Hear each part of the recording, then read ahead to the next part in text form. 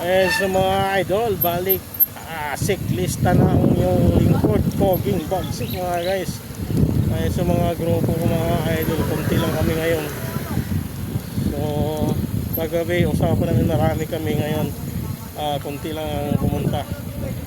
Kami apat lang kanina, ngayon 6 na kami. Yung iba magkita-kita pa mamaya mga guys. So what's up mga Bagsik?